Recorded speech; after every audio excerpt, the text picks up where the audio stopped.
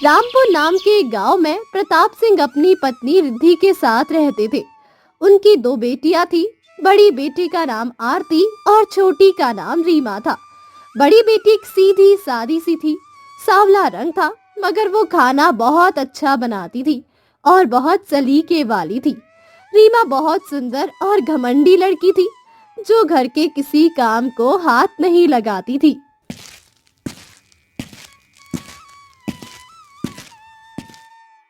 अरे उठ जाओ तुम दोनों, सुबह हो गई है, अभी तक तुम दोनों की आंख नहीं खुली। तुम्हें तेज बुखार है, सर में भी दर्द है, रात को सो नहीं पाई, इसीलिए सुबह जल्दी आंख नहीं खुली। चलो ठीक है, तुम नाश्ता कर लो, फिर मैं तुम्हें दवाई दे दूंगी।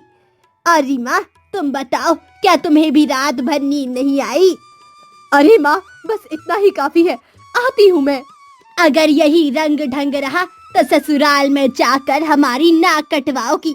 लोग क्या कहेंगे कि मैंने कैसी परवरिश की थी तुम्हारी। माँ की बात सुनकर रीमा को बहुत गुस्सा आया था। माँ, आप मुझे ही डांटती है, मुझे ही फटकारती रहती है, और ये आरती, इसे तो आप या पिताजी कुछ भी नहीं कहते। ये आपकी लाडली है, लाडली। मैं तो फालतू हूँ, कोई मुझसे प्यार नहीं करता। इतना बोलकर रीमा बुरी तरीके से रोने लगती है। तुम दोनों हमारे लिए बराबर हो, हम तुम दोनों से ही बहुत प्यार करते हैं। बस चिंता करते रहते हैं कि पता नहीं कैसा ससुराल मिलेगा और वो तुम्हारे साथ कैसा सलूक करेगा। रिद्धि चुपचाप कमरे से बाहर चली गई थी, क्योंकि वो जान गई थी कि अगर कुछ भी कहा तो रीमा और भी ज्यादा रोएगी और वो उसकी बात को नहीं समझेगी। उसी दिन एक फैमिली इन दोनों बहनों को देखने के लिए आए थे। अरे आइए आइए आप लोग, नमस्कार, बैठिए आप लोग, मैं आपके लिए चाय नाश्ता लेकर आती हूँ। आने वालों में एक मर्द था और दो औरतें थी। एक बड़ी उम्र की औरत जिसका नाम सिद्धि था कहने लगी, मैं आपकी बेटियां देखने के लिए आई हूँ, अगर आप उन्हें बुला दे तो आपकी बहुत मेहरबानी होगी बहन जी। हमें जाना है क्योंकि हमारे पास वक्त नहीं है, हमें वापस भी जाना है। रिद्धि तो हैरान रह गई थी कि ये लोग कौन हैं और इसकी बेटियां क्यों देखना चाहते हैं। अरे बहन जी, लगता है आप परेशान हो गई हैं। हम प्रताप भैया के जानने वाले हैं। मेरे पति प्रताप भैया के दोस्त हैं और मेरे दोनों बेटे जुड़वा है। मैं चाहती हूँ कि इनकी शादी एक ही परिवार में करूँ। मुझे पता चला कि आपकी दो बेटियां जवान हैं, शादी की उम्र को पहुँच गई है, इसीलिए मैं यहाँ पर आई हूँ। अच्छा बहन, ठीक है, मुझे पता चला, अब समझी। मेरे पति ने आपका जिक्र किया था। रिद्धि ने रीमा और आरती को बुला लिया था। वो दोनों उनके सामने सिर झुकाकर बैठ गई थी। सिद्धि को वो दोनों ही बहुत पसंद आई थी। आपकी बच्चियां हमें बहुत पसंद आई है। अब आप हमारे घर आकर हमारे रोहित और मोहन से मिलकर बात आगे बढ़ाएं।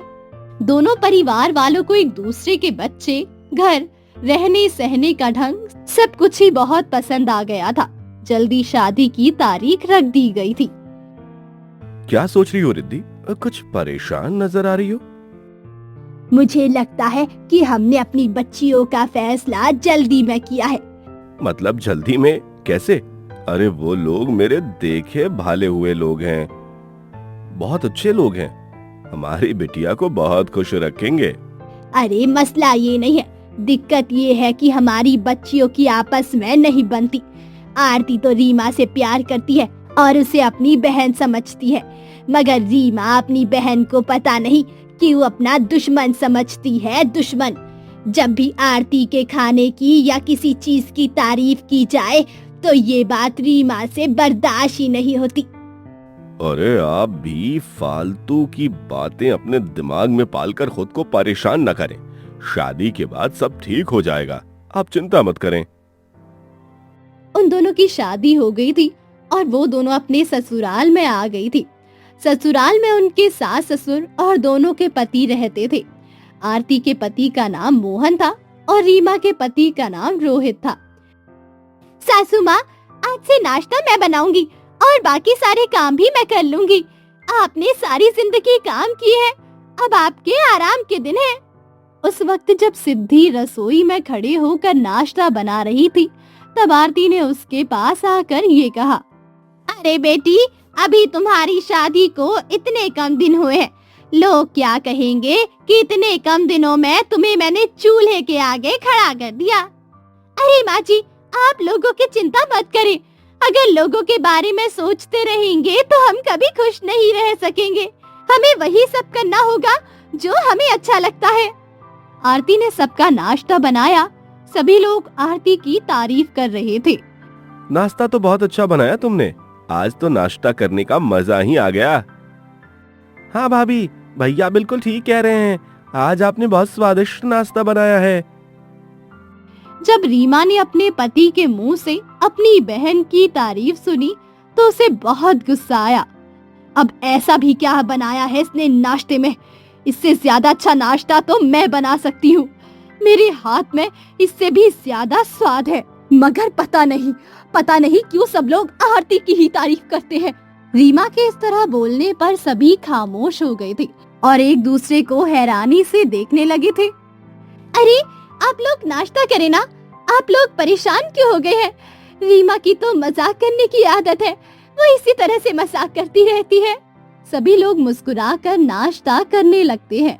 आरती की आंखों में आंसू थे तो रीमा के चेहरे पर नफरत। पता नहीं क्यों ये नासमझ अभी तक नहीं समझी कि ये हमारा मायका नहीं, हमारा ससुराल है। ससुराल, यहाँ पर हमारी एक एक हरकत को गौर से देखा जाता है, एक एक बात को गौर से सुना जाता है। अगर कुछ भी उल्टा सीधा कर दिया तो माँ और पिताजी की नाक कट जाएगी। बाकी का सारा काम भी आरती ने किया था। रीमा बस टीवी देखती रही। अरे रीमा बेटी, तुम भी तो अपनी बहन का हाथ बटाया करो।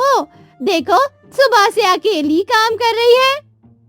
मैंने उसे नहीं कहा काम करने को, और वैसे भी हमारे आने से पहले भी तो घर के सारे काम होते थे, तब कौन करता था? रीमा के इस तरह बोलने पर सिद्धि का मुंह खुले का खुला रह गया। ये तुम किस अंदाज से बात कर रही हो बहू? तुम्हें तमीज नहीं? अपनी सास से किस तरह बात करते हैं? आरती जल्दी से वहाँ पर आ गई थी। अरे माँ जी, आप इसकी बातों को दिल पर मत लें, इसे मजाक करने की आदत है। नहीं बेटी, ये मजाक नहीं था। तुम नहीं जानती इसने कितनी बदतमीजी से बात की है। रीमा, तुम्हें इस तरह बात नहीं करनी चाहिए थी। माफी मांगो माँ जी से। रीमा ने माफी मांगने के बजाय पांव पटकती हुई अपने कमरे में चली गई थी। माँ जी, आप भगवान के लिए इसकी बातों को दिल पर मत ले और किसी से भी इन बातों का जिक्र मत कीजिएगा। मैं रीमा को समझाऊंगी, वो दोबारा ऐसी कोई हरकत नहीं करेगी माँ जी। रोजाना सुबह आरती उठकर घर के सारे काम करती, मगर रीमा दोपहर तक सोती रहती। अरे तुम्हारी माँ ने सारे अच्छे संस्कार सिर्फ तुम्हें सिखाए हैं, रीमा को नहीं। मैं तुम्हारी माँ से शिकायत करूंगी और अपने बेटे को भी कहूंगी कि अपनी पत्नी को लगाम डाले। माँ जी, अगर आप माँ से ऐसी बात करेंगी तो उन्हें दुख होगा। वक्त यूं ही बीतता जा रहा था। आहिस्ता आहिस्ता आरती ने ससुराल में सबके लिए दिल में अपनी जगह बना ली थी, मगर रीमा सबसे दूर हो गई थी। अब तो रोहित भी गुस्सा करता। अगर मुझे कपड़े दिलवाने हो तो मैं भाभी से कहता हूँ, मुझे नाश्ता चाहिए तो मैं भाभी से कहता हूँ, जो काम हो उनसे कहता हूँ। मेरी पत्नी तुम हो, वो नहीं। फिर तुम ये सब क्यों नहीं करती? आपके घर के हालात अच्छे खासे हैं, आप क्यों नौकरानी नहीं रखते? फिर आपको चाहिए कि आप घर में नौकरानी रख ले। मैं आपकी पत्नी हूँ, नौकरानी नहीं। रोहित को बहुत गुस्सा आता पर वो चुप हो जाता। दूसरी तरफ मोहन अपनी किस्मत पर नाज करता। मैं कितना खुशकिस्मत हूँ, मुझे इतनी अच्छी पत्नी मिली है। रीमा ये सब देखती तो उसे बहुत गुस्सा आता। उस दिन वो अपने मायके में रहने के लिए गई थी। सिद्धि की तबीयत खराब थी, इसीलिए आरती कहने लगी, रीमा, अभी तुम माँ के पास कुछ दिन रह कर आओ, मैं घर में रुकूंगी। यहाँ पर भी सब लोगों को मेरी जरूरत है। माँ जी की तबीयत ठीक नहीं है, जब वो ठीक होंगी तो फिर मैं वहाँ रहने के लिए चली जाऊंगी, तब तुम परिवार को देख लेना। रीमा अपने माँ बाप के पास आई तो रोने लगी। माँ, माँ आप नहीं जानती इस घर में जाकर आरती कितनी बदल गई है। हर वक्त मुझे सबकी नजरों में गिराने की कोशिश करती है। सभी लोग मुझसे नफरत करते हैं। ये सुनकर रिद्धि ने अपना दिल थाम लिया था। क्या बात कर रही हो रीमा? क्या किया है आरती ने? बताओ मुझे। रीमा ने बहुत सारे झूठ बोले और अपने पास से बातें बनाने लगी। वो मुझे नीचा दिखाने का कोई मौका नहीं छोड़ती, कोई मौका हाथ से जाने नहीं देती। मत पूछिए कि जब मैं खाना बनाती हूँ तो मेरे खाने में वो ज्यादा मिर्ची और नमक डाल देती है। मैंने उस दिन अपने पति के लिए कपड़े इस्त्री किए तो उसने कपड़े जला दिए। माँ, वो मुझे तंग करने का कोई मौका हाथ से जाने ही नहीं देती। ये सुनकर रिद्धि को बहुत गुस्सा आया था। मैं सोच भी नहीं सकती थी कि आरती ससुराल में जाकर इतना बदल जाएगी। उसे हमेशा से अपनी तारीफें करवाने का बहुत शौक था। अपनी तारीफें करवाने के लिए वो अपनी बहन को नीचा दिखाएगी। रिद्धि ने आरती को कॉल की थी। हाँ माँ, कैसी हो? रीमा आ गई आपके पास? मुझे तुमसे ये उम्मीद नहीं थी आरती। जो तुमने किया वो बहुत गलत है। मुझे शर्म आ रही है ये कहते हुए कि तुम मेरी बेटी हो। अरे माँ, क्या हो गया? आप ऐसे क्यों बात कर रही है? आज के बाद कभी हमारे घर मत आना और कभी मुझे अपनी माँ मत कहना। कभी मुझसे बात करने की कोशिश मत करना, वरना मुझसे बुरा कोई नहीं होगा। आरती पूरी तरीके से रोने लगी थी। उसे समझ नहीं आ रहा था कि माँ उससे इतना नाराज क्यों है और उसे इतनी नफरत क्यों करने लगी है। लगता है रीमा ने जाकर माँ को मेरे खिलाफ भड़काया है। कोई बात नहीं, मैं माँ को समझा लूंगी, वो मुझसे मान जाएंगी। मगर वक्त गुजरने के साथ साथ सिद्धि की तबीयत खराब होती जा रही थी। रीमा वापस आ गई थी, मगर आरती को ना वहां जाने का वक्त मिला, ना माँ को कॉल मिलाने का। वो सारा दिन घर के कामों में ही मशरूफ रहती। भाभी, आपको बहुत काम करना पड़ता है ना? मेरी पत्नी से भी कहें आपका हाथ बटाया करे। जब ये बात रोहित ने आरती से कही तो ये बात रीमा ने सुन ली। अच्छा, तो यहाँ पर मेरे पति को मेरे खिलाफ पट्टी पढ़ाई जा रही है। मेरे सामने तुम अच्छी बनती हो। तुम्हारी जैसी बहन होने से बेहतर है कि इंसान अकेला होता। तुम बहन नहीं बल्कि चुड़ैल हो। रोहित का रीमा पर हाथ उठ गया था। आरती ने रोहित का हाथ पकड़ लिया। ऐसा मत करो रोहित, अपनी पत्नी पर हाथ उठाना बहुत गलत बात है। वो तुम्हारी इज्जत है। हाँ, पहले तुम इसे उकसाओ कि वो मुझ पर हाथ उठाए, मुझसे लड़ाई करे और फिर तुम अच्छी बन जाओ। तुम बहुत पाखंड रचती हो आरती, और मैं तुम्हारी असलियत सबको बताऊंगी कि तुम अंदर से कितनी घिनौनी हो। पता नहीं मेरी सगी बहन मुझसे नफरत क्यों करती है। इस दिल में मेरे लिए बदगुमानी कब खत्म होगी, भगवान ही जाने। ये कब सही को सही समझेगी। 2 दिन बीत गए थे। दोनों के यहाँ खुशखबरी थी। वो दोनों माँ बनने वाली थी। मैं भगवान से प्रार्थना करता हूँ कि वो हमें बिल्कुल तुम्हारे जैसी बेटी दे। मेरी जैसी? मगर मैं तो इतनी प्यारी नहीं हूँ। मैं तो सांवली हूँ, आम सी शक्ल की मालिक हूँ। अरे, खुद को मेरी नजरों से देखो, तुम्हें पता चलेगा तुम कितनी खास हो। ये जो तुम्हारा साफ सुथरा सच्चा मन है, तुम्हारी अच्छी आदतें हैं, इन्हीं आदतों ने मुझे अपनी तरफ खींचा है और मैं अब किसी और की तरफ देखना भी पाप समझता हूँ। दूसरी तरफ रीमा बहुत उदास थी। वो सोच रही थी कि वो अब क्या करे। मैं तो अभी इतनी जल्दी इस जिम्मेदारी में नहीं पड़ना चाहती। अब मैं क्या करूं? इस मुसीबत से कैसे जान छुड़ाऊं? जबकि रोहित बहुत खुश था। मैं उस दिन का इंतजार कर रहा हूँ जब हमारा बच्चा दुनिया में आ जाएगा। हम दोनों नई जिंदगी की शुरुआत करेंगे। तुम नहीं जानती कि मैं अपने होने वाले बच्चे के लिए कितना उत्साहित हूँ। और तुम नहीं जानते कि मैं इस बच्चे से कैसे जान छुड़वाना चाहती हूँ। एक तरफ तो रीमा इस बच्चे से जान छुड़वाना चाहती थी और दूसरी तरफ वो आरती को इस घर से निकलवाना चाहती थी। मैं भी कितनी नासमझ हूँ। मैं दिल ही दिल में उससे नफरत करती रही। अगर मैं सबकी नजरों में उसे नीचा दिखाने की कोशिश करती तो अब तक उसे घर से निकाल चुके होते। अब रीमा आरती के साथ अच्छे से बात करने लगी थी। उसका सलूक अपने सास के साथ भी अच्छा हो गया था। भगवान का शुक्र है कि इस लड़की को भी समझ आ गई है। अब मेरा रोहित भी चैन की सांस ले सकेगा। ये रीमा सच में इतना बदल गई है या ये बदलने की एक्टिंग कर रही है? भगवान करे कि ये सब सच हो, ये सब मेरा वहम ना हो। जो मैं सोच रही हूँ वैसा कुछ भी ना हो। अब आरती के साथ रीमा घर के काम भी करवाने लगी थी। उस दिन मोहन कहने लगा, आज मेरे कुछ दोस्त घर पर आएंगे। मैंने उनसे तुम्हारे खाने की बहुत तारीफ की थी कि मेरी पत्नी बहुत बढ़िया खाना बनाती है। बस तब से वो लोग कह रहे हैं कि तुम्हारे हाथ का ही खाना खाएंगे। ये सुनकर आरती बहुत खुश हुई थी। बस आप मुझे बताएं क्या बनाना है, मैं आपकी पसंद का बनाऊंगी। आरती ने सब कुछ बहुत मेहनत से बनाया था। शाम को मोहन के साथ उसके दोस्त आए थे।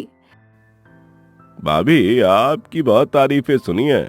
आज जिंदगी में पहली बार आपके हाथ का खाना खाने वाले हैं। हमें यकीन है कि आपके हाथ में वैसा ही स्वाद होगा जैसा मोहन कहता है। आरती ने मुस्कुराते हुए खाना लगा दिया था, मगर जब सब लोग खाना खाने लगे तो सबके मुंह बन गई। ये क्या किया तुमने आरती? खाने में इतनी मिर्ची डाल दी और इस खाने में इतना तेज नमक और इसमें इतनी ज्यादा चीनी डाल दी। ये आपने क्या कर दिया? तुम तो इतना अच्छा खाना बनाती थी। आज जब मेरे खास मेहमान आए तो तुमने सब गड़बड़ कर दी। आरती का मुंह हैरानी से खुले का खुला रह गया था। अरे मैंने तो बिल्कुल सही खाना बनाया था। मेरे खाने में आप ऐसी गलतियां कैसे निकाल सकते हैं? जब आरती ने खाना चखा तो उसकी आंखों में आंसू आ गए। उसने रीमा की तरफ देखा, वो मुस्कुरा रही थी। लगता है ये सब इसी रीमा ने किया है ताकि मुझे सबकी नजरों में गिरा सके। ये मेरी सगी बहन है, मगर मेरे साथ ऐसा कैसे कर सकती है? मुझे तुमसे ये उम्मीद नहीं थी कि आरती तुम ऐसा करोगी। आरती की आंखों में आंसू देखकर सिद्धि बोल उठी थी। सिद्धि को भी अंदाजा हो गया था ये काम रीमा ने किया है। तुम्हें सबके सामने अपनी पत्नी को डांटना नहीं चाहिए मोहन। गलतियां सबसे होती है, तुम्हारी पत्नी से भी हो गई तो इसका मतलब ये नहीं कि तुम सबके सामने डांटो। सभी खामोश हो गए थे। आरती अपने कमरे में आ गई थी, तभी वहाँ पर मोहन आया। मेरा मकसद तुम्हें तकलीफ पहुंचाना नहीं था, मगर तुम नहीं जानती कि मेरी कितनी बेइज्जती हुई है। मैंने तुम्हारी कितनी तारीफें की थी और सब लोग क्या कहेंगे। मैं माफी चाहती हूँ कि आपको मेरी वजह से ये शर्मिंदगी उठानी पड़ी। मोहन गुस्से में जाकर सो गया था और आरती पूरी रात रोती रही। मैं तुम्हें कैसे समझाऊं रीमा कि तुम ये सब करके मेरे साथ साथ अपना भी घर खराब कर रही हो। माँ बाप की परवरिश पर सबको उंगलियां उठाने का मौका दोगी, ये सब गलत है। अगले दिन फिर से रीमा ने एक अजीब हरकत की थी। जब आरती मोहन के कपड़े इस्त्री कर रही थी तब रीमा वहाँ पर आ गई। तुम कोई और काम कर लो, कपड़े मैं इस्त्री कर देती हूँ। आज इन लोगों ने एक शादी पर जाना था और ये सारे कपड़े नए थे। आरती वहाँ से चली गई तो रीमा ने सारे कपड़े जला दिए। जब मोहन कपड़े पहनने लगा तो चिल्लाया, ये क्या किया तुमने आरती? मेरे नए कपड़े जला दिए। अगर तुम्हें काम नहीं करना होता तो तुम साफ बता दिया करो। तुम काम खराब कर देती हो। नए कपड़े जला दिए ताकि मैं दोबारा ऐसा ना कह सकूं। आरती रो रही थी और रीमा उसे देख देख कर हंस रही थी। अब मैं इसी तरह से इसे सबकी नजरों में गिरा दूंगी और इसे इस घर से निकाल दूंगी। अब रीमा के दिमाग में खतरनाक चाल चल रही थी। सभी लोग शादी पर गए हुए थे। घर में सिर्फ रीमा और आरती थी। रीमा, जो कुछ तुम कर रही हो वो सब गलत है। तुम नहीं जानती कि इस तरह से हम दोनों की जिंदगी मुश्किल में पड़ जाएगी। मुझे किसी भी चीज की कोई चिंता नहीं है, ना किसी की परवाह है। और तुम भी मेरे सामने ज्यादा अच्छी बनने की कोशिश मत किया करो। तुम मेरे हर काम में रुकावटें खड़ी कर रही हो। मेरा खाना तुम खराब कर देती हो, मेरे कपड़े तुम जला देती हो। जो काम मैं करती हूँ तुम उसी को बिगाड़ देती हो। तुम्हें इससे क्या मिलेगा? तुम क्यों ये सब कर रही हो? तुमने मेरे माँ बाप को भी मुझसे दूर कर दिया। तो तुम भी तो सबकी नजर में अच्छी बनकर मुझे सबकी नजरों से दूर कर रही हो। तुमने सबकी नजर में मुझे बुरा बना दिया। मेरे पति की नजर में भी सभी मुझे कामचोर और निकम्मी कहते हैं, और ये सब तुम्हारी वजह से हुआ है। वो दोनों ये बात नहीं जानती थी कि उसी वक्त रोहित घर आया था। उसे सिद्धि ने घर बेचा था। दोनों बहुएं घर में अकेली है, दोनों की तबीयत खराब है। तुम घर जाओ, उनसे पूछो उन्हें किसी चीज की जरूरत तो नहीं है। रोहित के पास घर की चाबी थी। वो दरवाजा खोलकर घर के अंदर आ गया था, मगर वो दोनों ये बात नहीं जानती थी। अब मैं तुम्हारे खिलाफ वो साजिश करूंगी कि तुम्हें इस घर से धक्के देकर बाहर निकाल देंगे, और फिर मैं इस घर में राज करूंगी। अब क्या करना चाहती हो तुम? बताओ मुझे। देखो, कुछ भी गलत मत करना। मैं इन सीढ़ियों से कूदकर नीचे गिरूंगी। जो मेरे पेट में बच्चा है वो मर जाएगा। इस तरह से मुझे इससे जान भी छूट जाएगी और तुम्हें भी इस घर से निकाल दूंगी। मैं सबसे कहूंगी कि तुमने मुझे धक्का दिया। इससे पहले कि आरती उसे रोकती, अचानक से रीमा ने सीढ़ियों से छलांग लगा दी। वो नीचे गिर गई थी। वो चिल्लाने लगी, कोई बचाओ, मुझे बचाओ। तभी वहाँ पर रोहित आ गया। जो कुछ तुमने किया है वो सब मैंने अपनी आंखों से देख लिया है। मैं सोच भी नहीं सकता कि तुम इतनी खतरनाक औरत होगी। भाभी को फंसाने के लिए, इस घर से निकालने के लिए तुमने अपने ही बच्चे की जान ले ली। रीमा नहीं जानती थी कि रोहित वहाँ पर है और ये सब उसने देख लिया है। रीमा ने कुछ बोलने की कोशिश की, मगर उसकी आंखों के सामने अंधेरा छा गया और वो बेहोश हो गई। रोहित, मैं तुम्हारे सामने हाथ जोड़ती हूँ। यहाँ जो कुछ भी हुआ है किसी को कुछ भी मत बताना, वरना सबको सच्चाई जानकर बहुत दुख होगा। इसे जल्दी से अस्पताल लेकर चलो, कहीं बच्चे को और इसे नुकसान ना पहुँच जाए। वो लोग फौरन रीमा को लेकर अस्पताल आ गए थे। डॉक्टर ने कहा कि माँ और बच्चा दोनों महफूज है, बस रीमा कमजोर है, उसे आराम की जरूरत है। जब रीमा की आंख खुली तो वो अपने कमरे में थी। वो बहुत शर्मिंदा थी। जिंदगी में पहली बार उसका सच सबके सामने आ गया था, वो भी उसके पति के सामने। इसीलिए वो उसके सामने नजर मिलाने के काबिल नहीं रही थी। मुझे नहीं पता कि तुम अपनी बहन से इतनी नफरत आखिर क्यों करती हो, मगर भाभी बहुत अच्छी हैं।